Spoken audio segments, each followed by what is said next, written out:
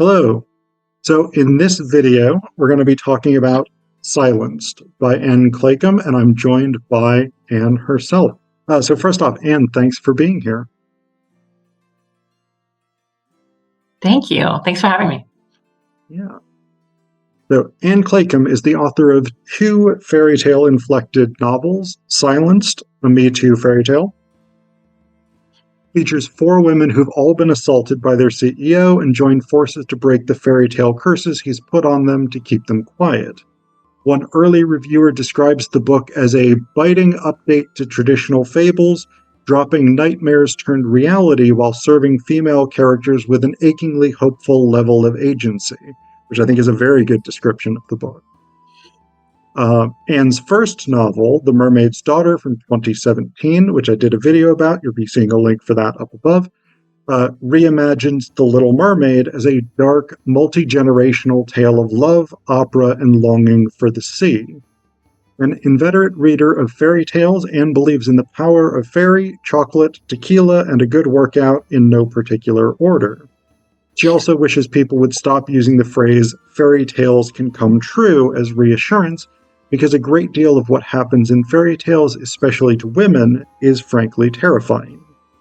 Ann lives with her husband, children, two cats, and a mostly hairless dog in Fort Collins, Colorado. Incidentally, on a personal level, Ann's husband, Ryan, was my dissertation director, and so that's how I met Ann, and actually got to go to the book release party for your first novel, which it then took me several years to actually get around to reading. But when I did, it was amazing. So, yeah, thanks. All right. So first off, in the biography that you sent me that I just read, there is a bit of a description of Silenced. But can you give us maybe a more thorough, brief overview of the novel, please? Sure. Yes. I think it's actually, I don't know if this is going to be okay, but it's hard to say what the book is about without kind of giving you the origin story for the book. I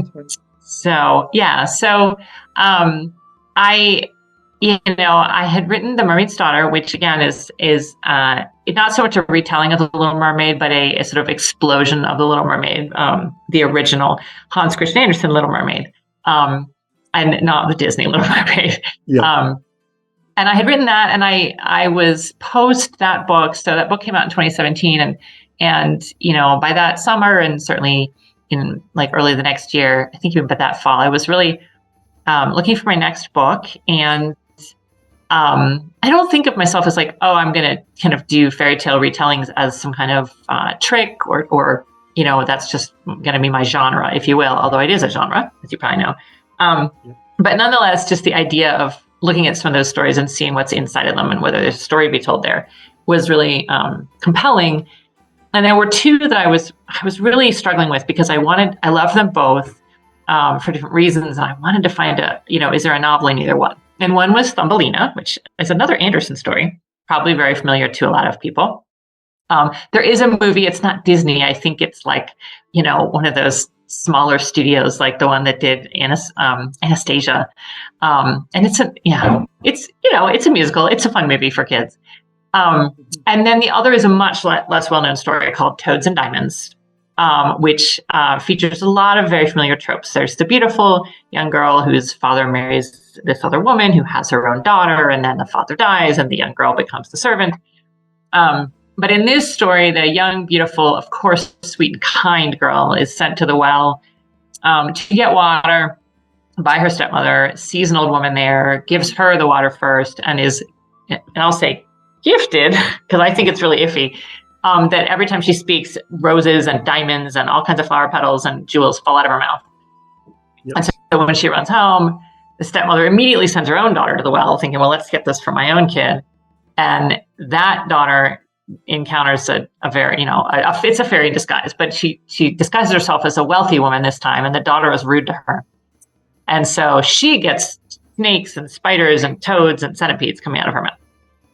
And I mean, to say that that's, clearly some kind of, is it even a metaphor? It's clearly saying something about women's words and what it means. And again, I've always thought it really troubling, like the girl who gets all the pretty stuff coming out of her mouth, like, is that because she's only saying pretty things? And what does it mean that she then is going to have to speak kind of on command for people to give them these beautiful things? Doesn't seem like she really gets the good end of the deal. But so I had these two fairy stories in my head, and I just couldn't build a scaffold around either one of them for a novel. And then the Weinstein accusations broke. And then Matt Lauer and, Bill Cosby, I think, was on trial by then. And, who knows? I think he's been on trial several times. But, that was fully out in the press. And of course, all these other, names of these Hollywood power players started coming out. And obviously, Trump's Access Hollywood tape had already come out. And I suddenly had this aha moment of, these things that happen to women in fairy tales. So making a woman very small, or making her, spit things out when she talks. And there are so many other things that are essentially just things men do to keep women quiet. Yep.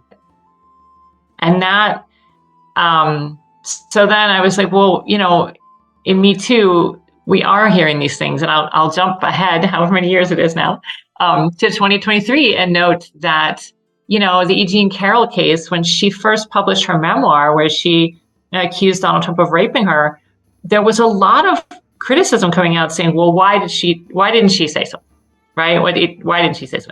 And so, and you do get that. Why? And so I was like, I want to explain why they don't say something. And this is the way to do it, is to just literalize the ways that women feel silenced. And so that's a long answer, but that is what the book is about, is thematizing all the reasons women keep quiet by making it literal with some magical realism. So. Okay, great. Yeah. Yeah.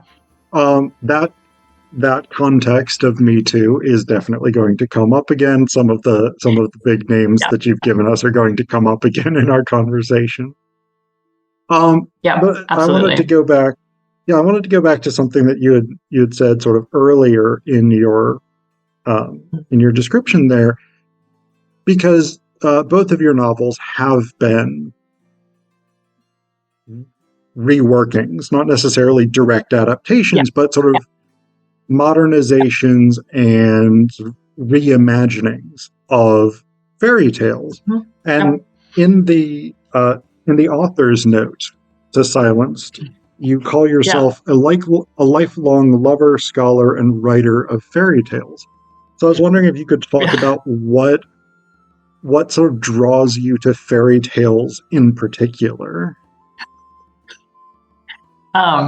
That's a really interesting question. That's a good question. And I don't want to make assumptions about, other people of any generation or other identity, like hearing this or listening to anything that we're talking about in fairy tales. But what I think is really important about me is that I'm pre-Disney, right? Which is to say, I'm aging myself here, right? So by the time The Little Mermaid came out, I was in college, right? Okay. And I did see Snow White in the movie theater when I was very small. But first of all, that movie is terrifying. And actually much closer, if you go back and watch Snow White in many ways, the darkness of that film is pretty strong. And I think the jealousy of the wicked queen for the beautiful girl, although I'll note that Snow White is pretty pubescent in that movie, which is super problematic. But so I think, that's a key thing is, obviously I come from a Western fairy tale tradition. I'm pre-Disney. So the reason I'm saying all that is I first encountered fairy tales in Andrew Lang, who was extremely Catholic with a small c, in how he, he just was like, so I had the whole shelf. I had every single color of fairy book. And for those who don't know, he pulled them from Perrault, and he pulled them from Grimm, and he pulled them from Anderson, and he just lumped them all in together. And I just read so much, and they're so weird. So I think there's something about the accretion of reading fairy tales that you start to, these things start to seep into you, right? And, and not, not necessarily that you believe them. I mean, I never had a stepmother, but I don't think if I had, I would have assumed she was going to cut my heart out. But you start to then see the themes and the tropes everywhere. So that's definitely my sort of, origin story. And, and then when I discovered the first writers who were doing fairy tale retellings, Robin McKinley is a pretty famous one from the 1980s. And there are many others, but Angela Carter and Tanith Lee, that was like, it hadn't occurred to me that you could do that. and they're all so rich with, new illuminations. And then obviously, reading Bettelheim and Marina Warner in grad school, and it all felt obvious to me because I'd read so many fairy tales, but it was also super productive. So I feel like you can just mine them forever.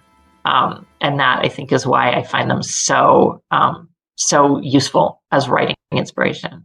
So. Okay. Yeah, that makes so much sense. Because, I mean, one of the functions of fairy tales and folklore and even sort of epic poetry in the oral tradition is to help us sort of make sense of the world we live in. So right. that may actually sort of lead into the next question that I wanted to ask you, which is, at the moment, in sort of 2010s into the 2020s, feminist, LGBT, racial or ethnic, post-colonial, there's this sort of explosion of retellings of fairy tales or reworkings of fairy tales dealing with issues facing or from the perspectives of historically marginalized or silenced groups. Silenced. You see what I did there? What is it what do you think about fairy tales that sort of lends themselves at this cultural moment to all of these reworkings? Because both your novels have strong feminist themes, have strong LGBT themes. Silenced has very strong multi-ethnic themes. So why fairy tales right now? Yeah, I think that's a great question too, and I definitely feel like I think there's multiple answers, right? So I think we are seeing some, probably not as much as we will see, but we are seeing some non-Western fairy tales, coming in and being thematized, right? And that is, I think, pretty obviously people from, different, ethnic groups and identity backgrounds saying, well, hold on a second, like, this is not my story, and I'm going to go get these stories. These are and in some cases, obviously, those stories were not even the stories they knew, right? And that's a loss that they are trying to, rebuild, right? Like, they were raised on Disney's Cinderella, but in fact, if they had known their own cultural stories from centuries back, it'd be very different. I think that's incredibly powerful and really cool. And I think, it's still going to take some time before those start to, have the kind of power for us in this country, because that's not where our little like mentions of a glass slipper and stuff, right? It's just automatic that it's cultural literacy. The second thing very much seeing is, as you say, they're all colonial, right? All of these fairy tales are, there is this just assumption of otherness. Everything from Bluebeard, where, you look at it too closely and you're like, yeah, he's probably not white man, right? To, Rumpelstiltskin and the anti-Semitic tropes in there. Yes. And even just the blonde girl versus the brunette girl, so many of those would also seem to suggest, Aryan versus Eastern European distinctions. So, so then you've got the opportunity to just topple that, right? And I just read a really wonderful, my agent sent it to me, and I think it won the Locus. It's a short story in, I want to say Sci-Fi Fantasy Quarterly. I may have gotten it wrong, where she basically, she just turns Rumpelstiltskin upside down and he's just Indian. And by just Indian, I mean, he's not I mean, he still has a magical power, but he is not this bizarre little fairy creature. But his name then is unpronounceable to the Europeans he lives among, because it's an Indian name, and it's like, oh, like it's just like obvious, right? When somebody does it, it just feels so obvious. And I think that's really productive to crack open some conversations. And I think there's just, again, I think there's so many opportunities for doing that. So, and yeah, I don't know. I think I said there were 3 reasons, but I think there's just 2 and I ran out. So no, that's fine. You said there were many reasons. You didn't say a specific number. I'm sure different people would give different answers, but yeah, I totally agree with what you're saying. And again, so many of the novels and things like that I've seen, and even so, like a lot of the TV shows that I've seen that are doing these sort of reimaginings, one of the things that I really, really like is so much of it is intersectional work. I mean, and again, we see this with Silenced, we see this with The Mermaid's Daughter. So it's not just, I mean, I think if we sort of think back to some of the things from like the 70s and 80s with second wave feminist adaptations of canonical texts, like they tend to be more concerned about adjusting the representations of white women, which was super crucial for that cultural moment. But we're in a different cultural moment right now. So exactly, So, speaking of a different cultural moment, I want to take us in a slightly different direction, because one of the things that you've incorporated throughout this book is the Fairy Tales Forever Discord channel. And there's one of them here. I think this might be possibly the first one, pages 18 to 20 in the book. I just want to mention this thing because I thought it was such a good little sort of Easter egg for people who know your previous novel. Jess, at the top of page 18 or whatever it is, says, "Little Mermaid, anyone?" And no, not the Disney version, the real one. So these for people who haven't read the book yet, there are these sections where these different users are in this Discord server, and they're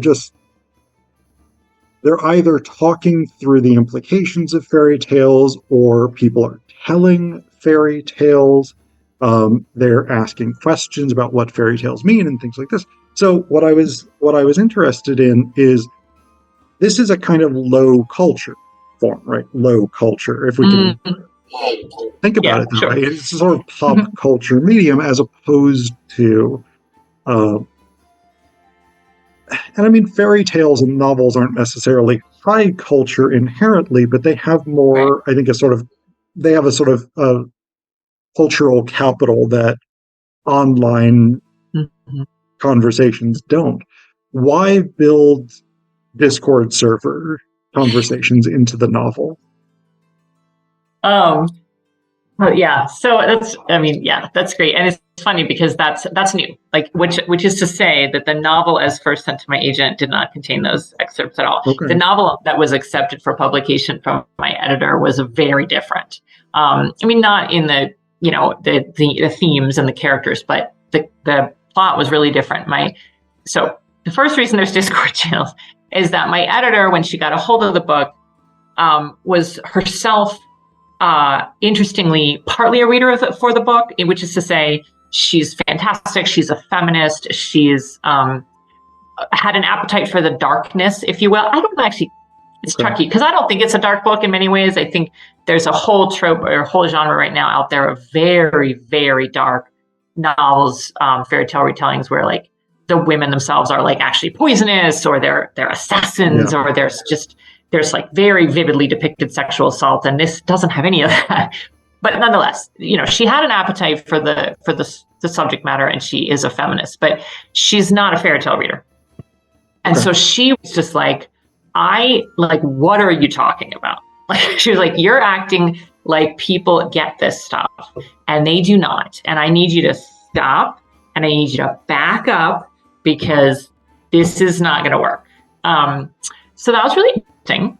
And I was initially concerned that having these little excerpt sort of exposition pieces would be really pull you out of the story and feel like clunky and whatever else. Although you know, as a reader of the previous novel, that I do have these excerpts by a communal woman's voice, which is the Sea Witches in the first book. But that they were there from the beginning. But once I sort of gave myself permission to try it, right? Like I tried it once to see if it would work. I don't think I ever thought about it very closely. I mean, I do think it works and I appreciate you calling it out. You know what I think is interesting though, is I think this needed to be a group of women, and they're mostly anonymous women, talking in this usernames. Yeah, they're usernames. And they're talking in this very, sort of, fast culture platform. I feel like that's the Me Too chorus in many ways, right?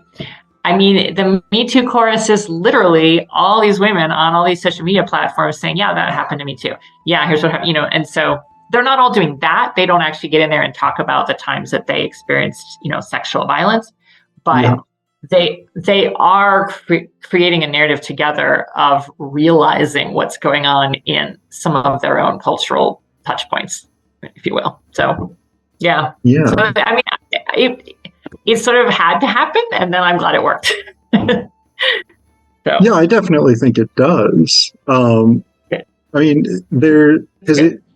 one of the things that I think makes it feel fairly natural is that at least 2 or 3 of the main characters are sent links to this Discord server, so it's integrated directly into the story. This is a follow-up to that. You had mentioned the sort of choral voice of the Sea Witches. The other thing that I was struck by as I was thinking back over this novel and The Mermaid's Daughter is the Discord server is a kind of almost a multimedia component. And in The Mermaid's Daughter, some of the most beautiful passages are about opera. So I was struck by that sort of incorporating in not non-traditionally fictional elements. Right. Yeah, I mean, that's a really, really interesting observation. I mean, I think in the larger scheme of fiction, I mean, I feel like we're like one book away from an entire novel that's written as a Reddit thread, right? I mean, it might even already be written. We just don't know about it yet. So, I do think, I just watched a movie on Netflix. I can't remember, Missing, I think it's called. And you only ever see the entire action takes place through the young woman's camera on her computer, the entire action. So we're there, and I think I'm fortunate that I pulled it off, because I'm obviously not really the generation that kind of thinks of narrative in that way. But I do really appreciate when writers tackle more than one sense, if you will, or try to give you texture to the world, right? So I think if that's the other piece of what you're getting at, I mean, writing about opera was literally the hardest thing I've ever done, because I find it incredibly hard to try to write about sound. I mean, I don't know how well I even did. There are some writers who've done it just extraordinarily well. In this book, by contrast, I got to write about food, and I was much more in my comfort zone. So, I don't know if that answers your question. I think some of the passages about opera from The Mermaid's Daughter are absolutely beautiful. I think I talked about that specifically in my video about the novel. I'm glad. Yeah. So one more thing I do want to ask about in terms of the Discord servers, then we'll move on from this particular topic. The Discord conversations because one of the things that we get in a lot of them is sort of retellings of fairy tales rather than conversations. It's just a particular character will post a story, and some of them are traditional fairy tales, right? Usually ones that are relevant to the four main characters. But we also get these ones, fairy tales for our time, The Princess and the Conservatorship. And then the other one I was really struck by was Fairy Tales for Our Time, The Man Who Kissed Women.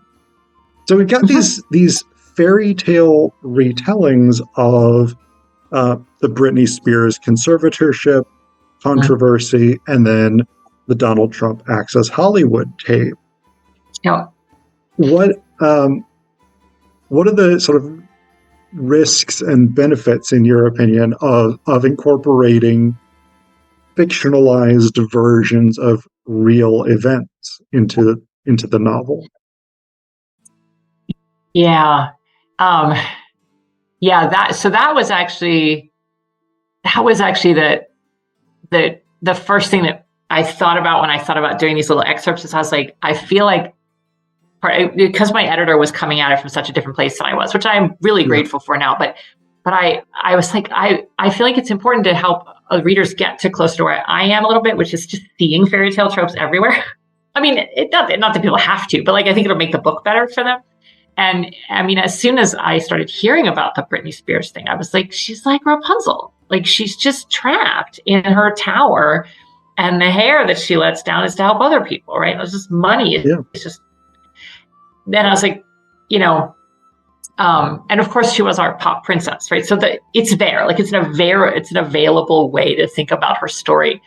The Trump one, it's just icky and but what I think is interesting about calling these things fairy tales is calling out two things. It's first of all calling out that fairy tales are in fact they're not Disney fairy tales.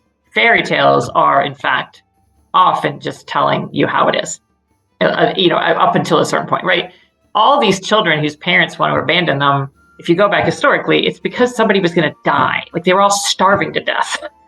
And that's why you put your children out in the forest, or like when you tell your kid to not go off the path because of wolves. I mean, literally wolves, packs of wolves surrounding your village, right? So there's that. And trying to be like, this is what we've got. Donald Trump is our wolf.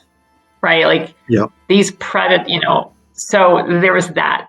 And then also just, I mean, the irony, I think, when you do have this sort of, fairy tales are pretty and fun, there's you get a little bit of value from just calling something a fairy tale and then telling a story that people already know that they know isn't pretty and fun, and having them realize, like having the irony emerge. It was, I couldn't resist doing that a little bit. So yeah, political commentary for sure. Yeah. Well, and I mean, it makes perfect sense in the sort of overall thematic context of the novel, because it's not an abstraction, right? All of the stuff going on with Me Too and things like this were not built out of abstractions. They were built out of real lived experience. And so those connections with things that people are going to say, okay, I know what that is. Right. Like, that strengthens that. Yeah, exactly.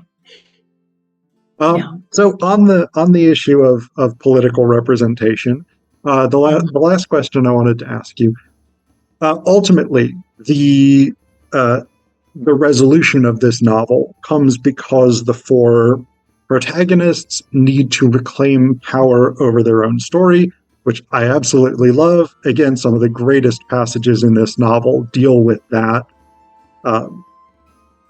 reclaiming of their voices and their stories and making them true for themselves. You've probably already thought about this, but what struck me as I was reading those delightful passages about taking control of the story and in order to change cultural narrative, is that this book is doing the same thing. Right? So do you sort of see yourself aligned with what's going on in this novel with the protagonists? Yeah. I mean, absolutely, very much so. And I mean, I say in the author's note up at the front, right, that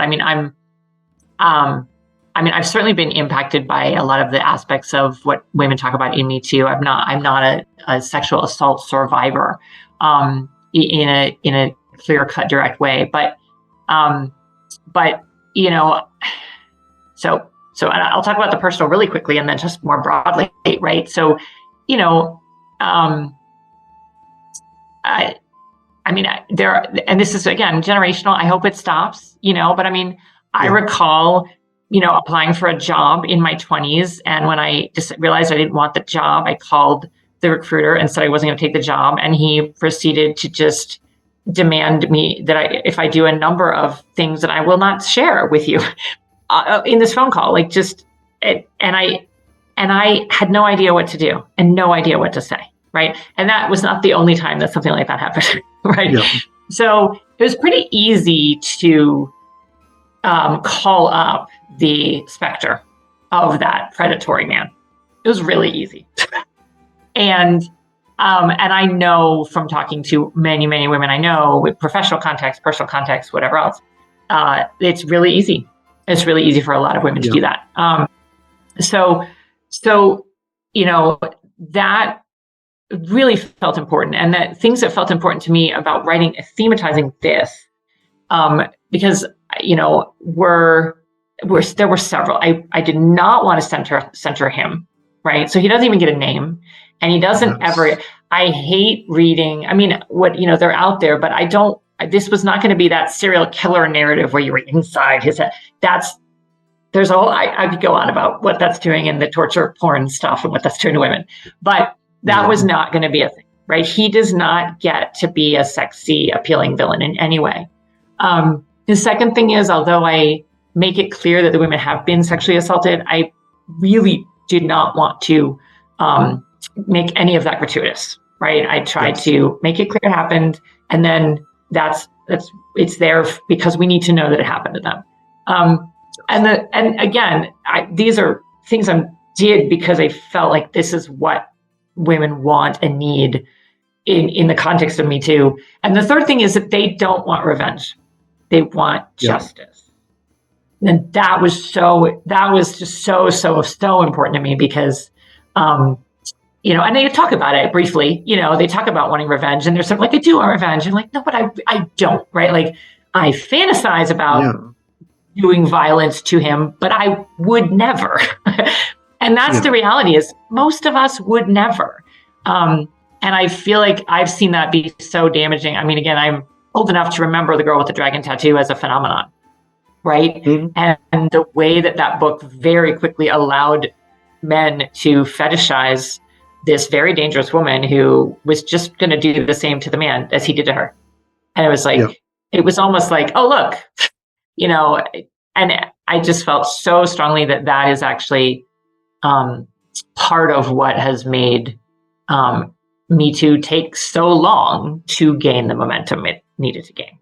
Is so often it's very, the patriarchal narrative takes it and goes, oh, they're just going to get revenge. And it just felt really strongly that I didn't want that to be what's going on. So I don't know if that answered your question, but I felt like I was versed enough in what was going on that those three things felt so important. And I definitely wanted that to be something you came away from the book with those, carrying those things with you.